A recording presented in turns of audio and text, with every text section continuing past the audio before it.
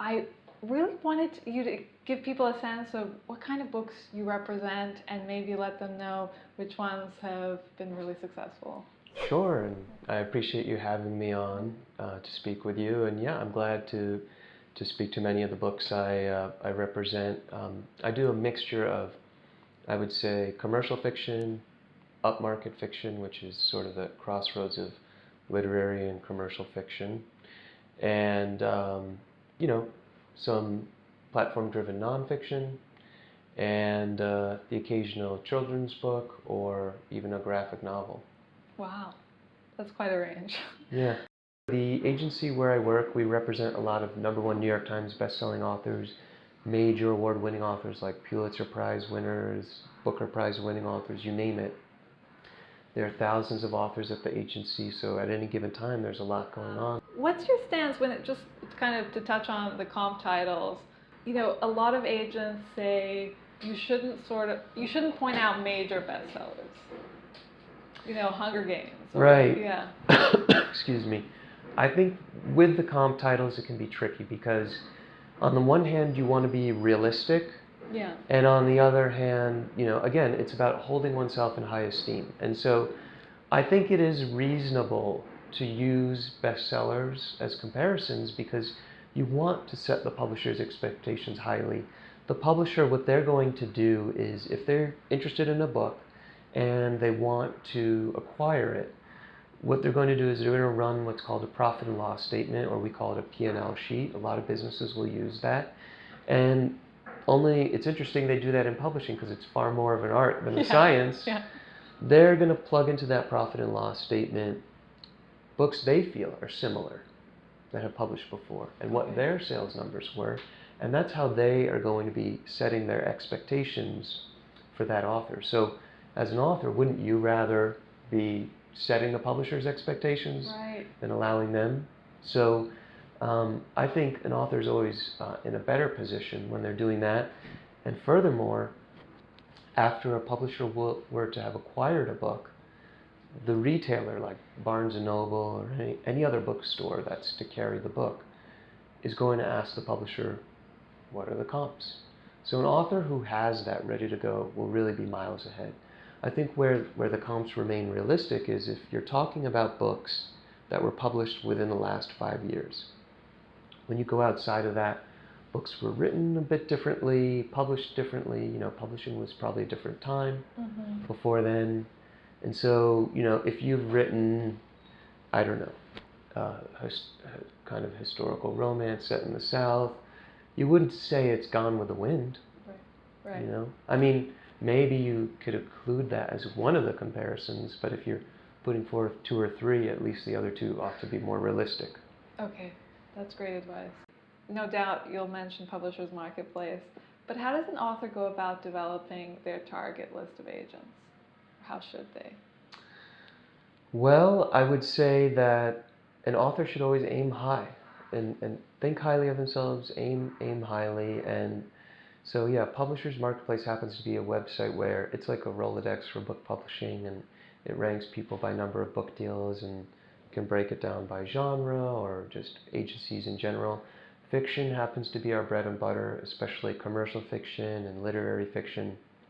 And I would say that for any author, in terms of an agency and their quality of work, the proof is in the pudding. So they should look at agencies that do book deals, in the 6 figures, and which agencies are doing the most deals for that amount of money.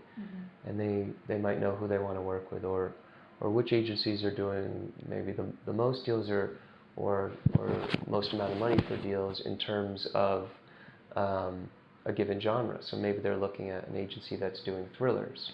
What's the best agency for that? So they could use such a list and know that the work speaks for itself. Right, that the agent is active, that they're selling, yeah. When it comes to beyond the basic questions that you would ask a prospective agent, what should you ask which would really give the author a sense that this is someone that I'll have a long-term relationship, this is someone who shares my vision for the book, my vision for my career? What are some questions that they can ask? Well, I think authors will want to ask things like, you know, what's your communication style? Will I be working directly with you? How often should I hear from you, or when do we check in? What does the submissions process look like? How long might that take? Um, who might you be thinking of submitting my book to? Um, will we have an agency agreement, and what will that look like? The communication style is really important. It sounds like something that you could just pass over, but when you actually have a relationship with your agent, knowing that I don't know, you won't be able to call them nightly, or that you both prefer email correspondence or whatever it is, just being in sync, right? Is Sure, that'll help because, like you say, I mean, someone might prefer phone or email, and there are clients who want to speak every single week, but there isn't always something going on every single week. Like, right. book publishing tends to move at a very slow pace, and I'm happy to update authors when something happens, but otherwise sometimes it's just a friendly conversation when an author wants to check in every week or every few days. Yeah, yeah, absolutely. So it's good to set those expectations and to know in advance. Could we just touch briefly on the role of an agent and their compensation, which a lot of authors actually don't know about? Sure. So, an agent exists essentially to provide services to authors. They, are obviously a gateway to publishers because most every major trade book publisher, certainly all the big five publishers, do not accept unagented submissions. You could call the main phone line and you'll hear that in an automated response. So, oh, they have it on there. certain publishers, I've heard that, but so certainly yes. In order to work with a publisher, I think in most cases you need an agent. But an agent also does a lot of other things for authors. We not only help prepare a manuscript for submission, put together a pitch, and go out on submission to various editors at different publishing houses, but we also negotiate deals on behalf of clients, procure offers for them, and once every offer is at its best of terms, we present that to the client. If they decide to accept, we have the publisher send forth a copy of their publishing agreement. We review it, and we do get the best things in those contracts because of the clout of our agency, the fact that our business goes to the bottom line of most every book publishing company. So authors will get a much stronger contract than simply walking off the street and asking for the standard vanilla, boilerplate agreement from a publisher. We help to oversee the publishing process to make sure the author's having a good, a happy, a successful book publishing experience. That can mean, anything from as simple as accounting and information tracking, beyond the contract review to make sure publishers paying on time, paying the author the right amount, making sure the royalty statements are correct, making sure that the cover is just the way the author wants it, making sure they have consultation or approval over things like what the jacket copy on the book will say, who the audiobook narrator is to be, things like that. So in many of your contracts, you have that cover veto? Yeah, because that's impressive. Yeah, certainly with most publishers we're able to get things like approval over, the description of the book or title for an author, who the audiobook narrator is to be, and short of getting approval, we're at least able to get most every publisher to be willing to consult with authors on things like that, and to do so reasonably. Okay, that's great. That's really, because a lot of authors have that fear, right, that they're handing over control and they don't know what the ultimate cover or title will be. And yeah. Well, we want them to be happy. Ultimately, their name is going on the book. Yeah. And as for compensation? Sure. So our work is commission-based. Most every literary agency will keep a standard commission structure which follows industry practices and norms. So you'll see the same commission structure at every literary agency you were to look at. Every reputable. Sure, yeah. Literary agency. Yeah. And we're, according to Publishers Marketplace, #1 ranked literary agency in terms of number of deals, amount of money for deals for the last decade. So I would say over a decade actually. And so I would say any agency within that space, top 10 or 20 agencies or so, will certainly be using the right commission structure and so forth. But our work, yes, it's commission-based. It's no different than if you were to have a real estate agent sell a home or an apartment for you, they would take a commission for having sold that home to a buyer. Right, and your interests are aligned then Sure. until the book is acquired. Yeah, we don't make any money unless the author does well. If the author does well, we do well. Yeah. If the book doesn't do well, we don't stand to benefit from that. Right. There are no fees other than we only get paid when the book gets sold to a publisher. That's Right. when we get our commission. Right. And when it comes to the endorsements, do you have advice to authors about how to go about getting those? So I think that authors will want to make friends. They'll want to know other people who can provide endorsements for their books. It's nice to be able to say to a publisher, these 3 or 4 best-selling or major award-winning authors will provide an endorsement, but the publisher, at the end of the day, once it's in the bank, that's when they'll really believe it's there. And so a lot of authors tend not to want to provide endorsements as much until there's a publisher in the picture for an author. So I think, an author, what they could do is, if they know other authors through a conference or a workshop who they're friendly with and who are willing to provide a blurb, maybe they're willing to do that off of a sample of the book or something, they might share a few kind words with an author, because that goes a long way in helping to get a book sold to a publisher, especially for an author of debut fiction or first-time author of nonfiction. I didn't realize that it had such an effect. Well, the publisher, because eventually they're going to have to comb through their own list of authors in order to appeal to them for endorsements for the book. They're going to also try and get trade reviews too, and the agency will do the same thing after the book is going through the publishing process. Like, I will often appeal to clients of my own to see if they would be willing to help lend endorsements, for forthcoming books. But it helps to have it early on, if possible.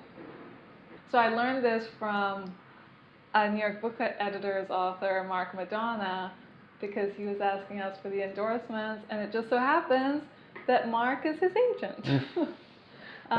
Yeah. That's right. We work together. Mark is a fantastic author. He, has a book we're very excited about, and it has elements, I would say, of the Crawdad's book and maybe a little bit of Celeste Ng mixed in. And, we'll see where things go with it. It's getting some good responses to the pitch from editors, but it's still very early in the process to, see about anything else. Yeah, well, I'm just very, very excited for Mark and for you, both Marks.